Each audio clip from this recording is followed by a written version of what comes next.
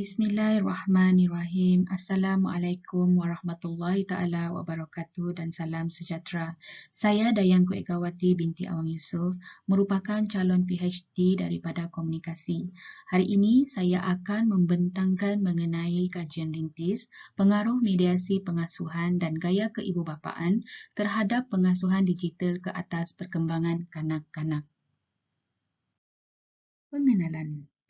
Saya akan menjelaskan mengenai tujuan kajian rintis, objektif, sorotan literatur. Saya juga akan menjelaskan metodologi yang digunakan, proses kajian rintis, dan hasil kajian. Tujuan. Tujuan pelaksanaan kajian rintis pengaruh mediasi, pengasuhan dan gaya keibubapaan terhadap pengasuhan digital ke atas perkembangan kanak-kanak ialah bagi menentukan dan mengesahkan instrumen yang telah dibina. Objektif. Objektif utama kajian ini ialah memahami bagaimana amalan mediasi pengasuhan ibu bapa terhadap pengasuhan digital ke atas perkembangan kanak-kanak seawal usia 6 bulan sehingga 5 tahun. Sorotan literatur. Pengasuhan digital bermaksud ibu bapa yang mengasuh anak dengan memberikan peranti digital. Arindia 2020. Dalam pengasuhan digital, ibu bapalah yang mencorakkan amalan pengasuhan digital kepada anak mereka. Ini kerana seseorang anak lebih mudah terpengaruh dengan cara atau amalan yang diberikan oleh ibu bapa mereka sendiri.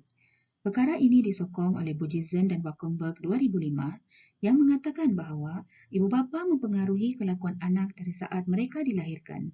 Ibu bapa memberikan pengasuhan digital agar dapat menyalurkan informasi dan manfaat kepada anak seperti pendidikan media. Namun begitu, dalam pengasuhan digital ini juga, ibu bapa perlu memberikan batasan yang jelas kepada anak mereka mengenai perkara yang boleh dan tidak boleh dilakukan ketika menggunakan peranti digital. Yulia 2015. Ini kerana mediasi pengasuhan yang betul terhadap pengasuhan digital akan memberikan kesan yang positif terhadap perkembangan kanak-kanak seperti dapat meningkatkan kemahiran kognitif dan komunikasi. Dalam kajian ini, saya telah menggunakan teori mediasi pengasuhan. Teori ini diaplikasikan terhadap media baharu oleh Livingstone dan Helsper 2008. Teori mediasi pengasuhan mengetengahkan kepentingan komunikasi interpersonal antara ibu bapa dan anak melalui penggunaan peranti digital. Selain itu, ianya juga mengetengahkan kepentingan interaksi ibu bapa dan anak dalam penggunaan media supaya kesan negatif media terhadap perkembangan kesihatan fizikal, psikologi dan emosi anak dapat dikurangkan. Dalam kajian ini, saya menggunakan 4 faktor dalam teori mediasi pengasuhan, iaitu mediasi aktif, mediasi sekatan, penggunaan bersama, dan membimbing. Selain itu, saya juga telah menggunakan faktor-faktor lain untuk kajian ini. Antara faktor lain tersebut ialah di bawah aspek gaya keibubapaan, kawalan teknikal, dan dampingan. Metodologi. Kajian ini menggunakan kaedah kuantitatif. Saya memilih jenis reka bentuk persempelan kebarangkalian di mana sampel dipilih secara bertujuan. Ini kerana ia merujuk kepada prosedur persempelan di mana sekumpulan subjek yang mempunyai ciri-ciri tertentu dipilih sebagai responden kajian. Dalam kajian ini, saya telah menggunakan persempelan populasi fokus kepada keluarga iaitu ibu bapa yang mempunyai anak berumur seawal usia 6 bulan hingga 5 tahun. Saya telah membuat kajian rintis ini di Taska dan Tadika Al-Fateh Sinerginis Putrajaya, wilayah Persekutuan Kuala Lumpur. Dan kajian rintis ini telah mendapatkan seramai 38 orang responden. Saya memilih untuk menggunakan kaedah pemungutan data secara skala jawapan Likert 5 mata sebagai skala jawapan responden terhadap semua pernyataan yang telah digunakan dalam instrumen kajian. Instrumen terdiri daripada untuk memastikan soal selidik yang telah dibina oleh penyelidik dengan objektif yang telah ditetapkan. Kajian rintis ini dilakukan berdasarkan prosedur yang telah ditetapkan dan memenuhi standard pengesahan instrumen menerusi 3 peringkat. Proses kajian rintis. Yang pertama, pembentukan soalan. Saya membentuk hasil konstruk bagi setiap item. Saya juga melakukan penyemakan kejelasan item-item, arahan dan susun atur soal selidik digunakan untuk menentukan kebolehpercayaan dan kesahan item soal selidik berasaskan tahap kesesuaian item, format dan jawapan. Yang kedua, penstrukturan soalan. Penstrukturan soalan ini dihasilkan setelah proses pembentukan telah selesai. Untuk tahap ini, saya akan menyusun kerangka soalan berdasarkan kajian-kajian literatur dan instrumen yang telah dipilih untuk dijadikan penanda aras di dalam mengukur setiap konstruk yang terdapat dalam kajian ini. Yang ketiga, pengesahan soalan. Peringkat ini mengesahkan soalan yang akan dikemukakan kepada keseluruhan sampel. Saya telah mendapatkan pengesahan melalui 3 orang pakar mengikut bidang kepakaran masing-masing.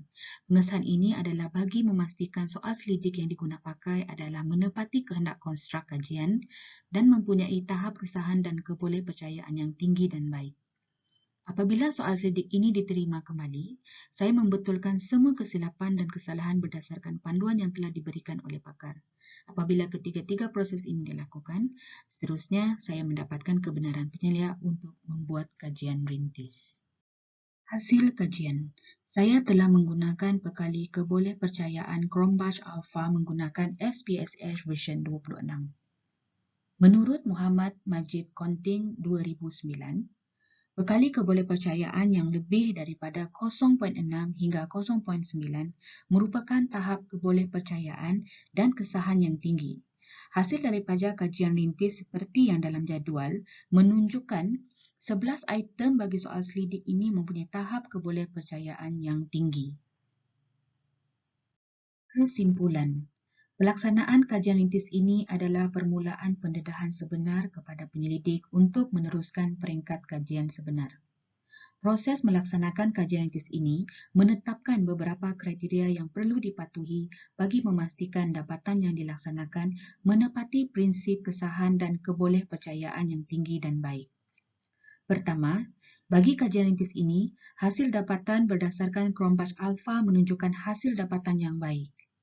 Yang kedua, oleh itu, kajian rintis ini telah menghasilkan dapatan berbentuk instrumen yang dapat memastikan pengukuran bagaimana amalan mediasi pengasuhan dan gaya keibubapaan terhadap pengasuhan digital ke atas perkembangan kanak-kanak dapat dilaksanakan. Yang ketiga, oleh yang demikian, instrumen ini boleh digunakan bagi kajian lapangan yang sebenar. Sekian sahaja pembentangan saya kali ini, iaitu kajian rintis, pengaruh mediasi pengasuhan dan gaya keibubapaan terhadap pengasuhan digital ke atas perkembangan kanak-kanak. Sekian, terima kasih. Wabillahi taufiq wal hidayah. Wassalamualaikum warahmatullahi taala wabarakatuh.